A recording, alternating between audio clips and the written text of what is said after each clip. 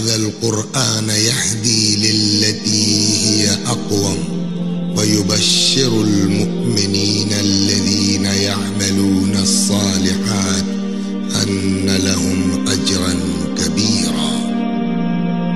بے شک یہ قرآن اس راستے کی ہدایت کرتا ہے جو بالکل سیدھا ہے، اور ان صاحبان ایمان کو بشارت دیتا ہے جو نیک اعمال بجا لاتے ہیں کہ ان کے لیے بہت بڑا اجر ہے۔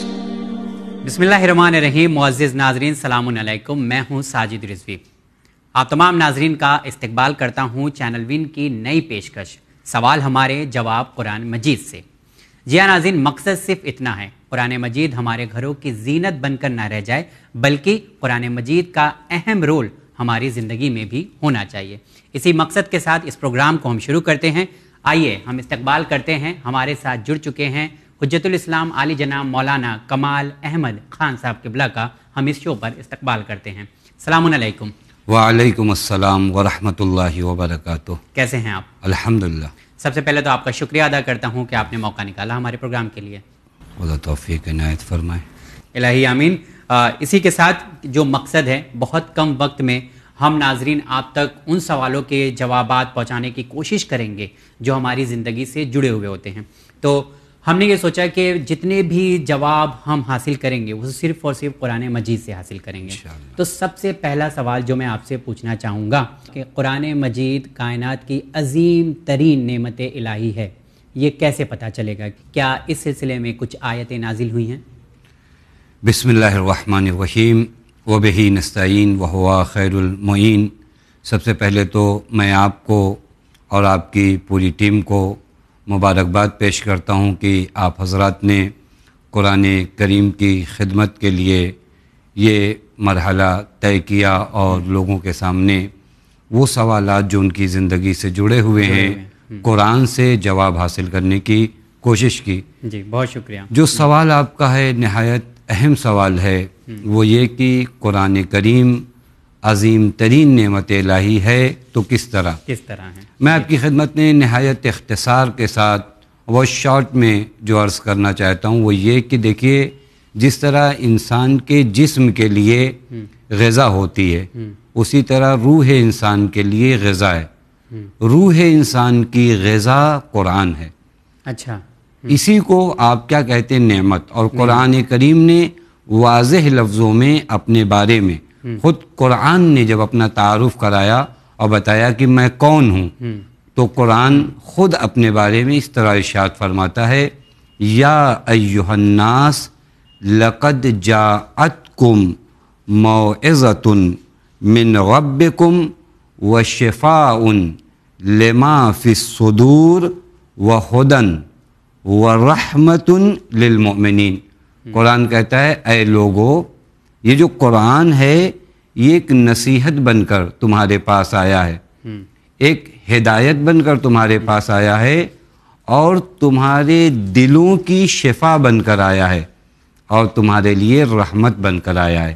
پر دیکھیں قرآن ایک عظیم نعمت ہے، یعنی نصیحت بھی ہے، ہمارے دلوں کی شفا بھی اس میں ہے، ہماری ہدایت بھی اس میں ہے، اور ہمارے لیے قرآن کریم جو ہے رحمت ہے، اسی لیے عظیم ترین نعمت الہیہ ہے۔ حتیٰ ایک اور آیت میں اختصار سے آپ کی خدمت میں پیش کروں، جہاں چونکہ ہمارا یہ پہلا پروگرام ہے قرآن کے حوالے سے، تو ہمیں معلوم ہو کہ قرآن ہے کیا۔ بالکل۔ ایک دوسرے مقام پہ قرآن ارشاد فرماتا ہے، کتاب انزلناہ الیک لتخرج الناس من الظلمات الی النور۔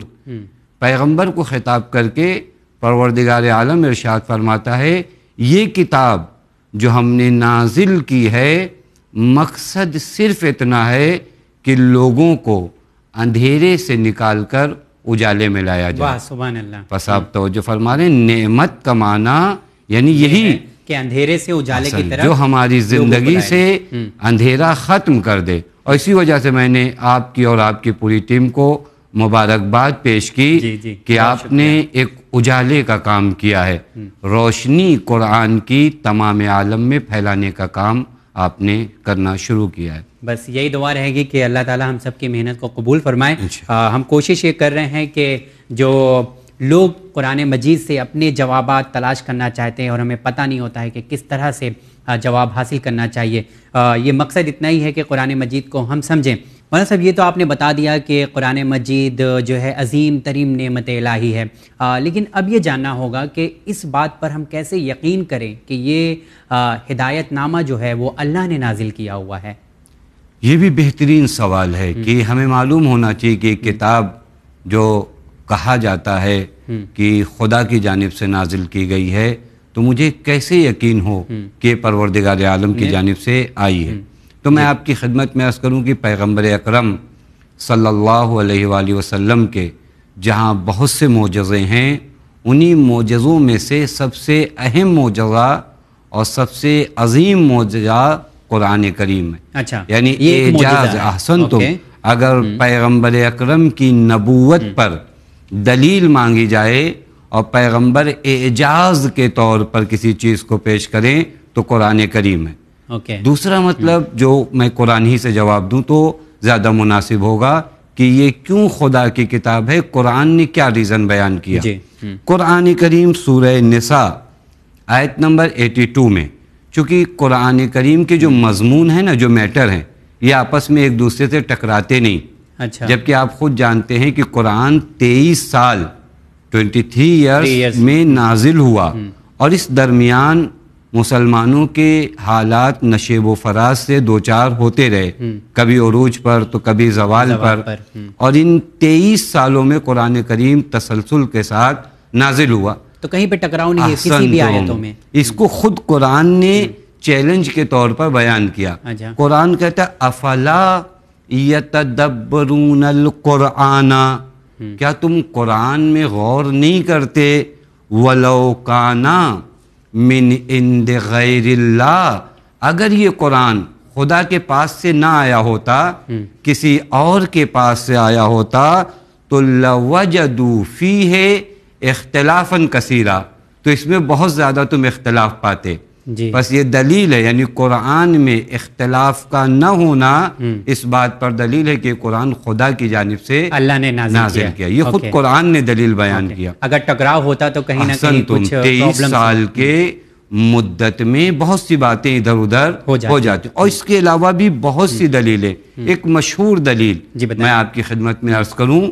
قرآن کریم ایک مقام پر یہ کہتا ہے کہ وہ لوگ جنہیں شک ہے کہ یہ کتاب خدا کی نہیں ہے، تو اچھا اس طرح کے بھی ہیں. تو ہاں، اس طرح کے لوگ تھے جو زمانے پیغمبر میں یہ کہا کرتے تھے کہ یہ افسانہ ہے، یہ اساطیر ہے، یہ پیغمبر نے اپنے ذہن کی کاوش ہے پیغمبر کی، یہ خدا کی جانب سے نازل کردہ. اچھا اس وقت بھی لوگ اس طرح کے سوالات پوچھا کرتے تھے. ہاں، تو پھر اس وقت قرآن کہتا قل، اے میرے نبی کہیے، لئن اجتمعت الانس والجن علی ان یاتوا بمثل ھذا القرآن لا یاتون بمثلہ ولو کان بعضهم لبعض ظہیرا. سورہ اسراء آیت نمبر 88 ہے کہ اگر جنہیں شک ہے قرآن کے بارے میں تو میرے نبی ان سے کہیے کہ جن و انسان مل کر بیٹھیں اور پھر اس کے بعد ایسی ایک کتاب یہ بھی لے کر آئیں، اور یہ لوگ ایک دوسرے کے مددگار بنے. ہوتا ہے جب ٹیم ورک ہوتا ہے تو قرآن کہتے ہیں یہ ٹیم ورکنگ کرے، ایک ٹیم بیٹھے. اچھا قرآن اس چیز کو خود کہہ رہا ہے کہ اگر آپ کو یقین نہیں ہے تو آپ ٹیم ورکنگ کریے، ایک ٹیم آئے، اور ٹیم صرف انسانوں کی نہیں، جنوں کو بھی اپنے ساتھ لے لو، اور پھر اس کے بعد اس جیسی کتاب لے کر آؤ اگر تمہیں یقین نہیں ہے کہ یہ خدا کی جانب سے ہے. حتی بعض مقامات پر تو قرآن کہتا ہے پورے قرآن کا جواب نہیں، تم ایک سورہ لے کر آؤ. پھر اس کے بعد قرآن کہتا ہے ایک سورہ نہیں 10 آیات لے کر آؤ. یعنی اگر تمہیں شک ہے تو اس جیسی ایک کتاب لاؤ. پس 2 دلیلیں ہمارے پاس، اور بھی بہت سی دلیلیں ہیں، چونکہ ہم لوگوں کے پروگرام میں وقت کم ہے لہذا میں بہت اختصار سے. ایک یہ کہ قرآن میں ہم کسی قسم کا اختلاف، تناقض، ضد نہیں دیکھتے کہ یہاں یہ بات کہا وہاں وہ بات کہا، جبکہ 23 سال کے عرصے میں یہ نازل ہوا. دوسری طرف سے قرآن آج تک تمام عالم انسانیت کو چیلنج کر رہا ہے کہ اگر تمہیں شک ہے تو اس جیسی ایک کتاب لے کر. اور ابھی تک کوئی چیلنج ایکسیپٹ نہیں کر پایا، اور اس بات کی یہ دلیل ہے کہ کہ قرآن مجید ایک معجزہ ہے، اس کا کوئی ابھی تک جواب نہیں لایا. اس کے بدل میں کم سے کم 10 آیتیں ہی پیش کر دی جاتی تو بھی سمجھ میں آتا. لیکن ایک اور اہم سوال ہے. اب یہ سوال یہ ہے ناظرین کہ یہ کتاب الہی کیا صرف اور صرف مسلمانوں کے لیے ہے یا پوری انسانیت کے لیے ہے؟ مولانا صاحب اس کا جواب دیجیے. دیکھیے قرآن کریمی سے اگر آپ جواب پوچھے کہ اے قرآن تو یہ بتا، ہاں سارے جواب اسی سے چاہیے، تو مسلمانوں کے لیے آیا ہے یا تمام عالم انسانیت کے لیے آیا ہے، تو قرآن کہتا ہے شہر رمضان. یہ آیہ کریمہ ہمارے یہاں کافی مشہور ہے. شہر رمضان انزل فیہ القرآن ہدن للناس. یہ ہدایت ہے کس کے لیے؟ لوگوں کے لیے. للناس کہنا اس بات پر دلیل ہے کہ تمام عالم انسانیت کے لیے قرآن ہدایت ہے، مسلمان نہیں کہا گیا. نہیں. اس کے بعد یہ قرآن نازل کس کے اوپر ہوا؟ پیغمبر اکرم پر. اور پیغمبر اکرم صلی اللہ علیہ وآلہ وسلم کے لیے ارشاد کیا ہوا؟ وما ارسلناک الا رحمۃ للعالمین. آپ عالمین کے لیے رحمت ہیں. پر جس پر یہ قرآن نازل ہوا وہ بھی مسلمانوں سے مخصوص نہیں ہے، تمام عالمین کی ہدایت ہے. اور یہ جو کتاب ہے اس کتاب میں بھی تمام عالمین کی ہدایت ہے. واہ، بہت خوب، بہت اچھے طریقے سے آپ نے جواب دیا. اور جس طرح سے ہم نے آپ کے سامنے ایک کے بعد ایک سوال رکھے اور تینوں سوال کے جواب قرآن مجید سے ہم نے یہاں پر حاصل کیے ہیں. قبلہ آپ کا بہت بہت شکریہ. اسی طریقے سے ہم سوالات کرتے رہیں گے اگلے ایپیسوڈ میں، اور امید کرتے ہیں کہ سارے جوابات قرآن مجید سے ہمارے ناظرین تک پہنچیں گے انشاءاللہ. تو جی ہاں ناظرین، اگلے ایپیسوڈ میں پھر آپ تمام ناظرین سے ملاقات کریں گے اسی امید کے ساتھ کہ ہمارے سوال کے جواب صرف اور صرف قرآن مجید سے ہمیں ملے. انشاءاللہ اگلے ایپیسوڈ میں پھر ملاقات کریے گا. دیکھتے رہیے چینل ون. بہت بہت شکریہ.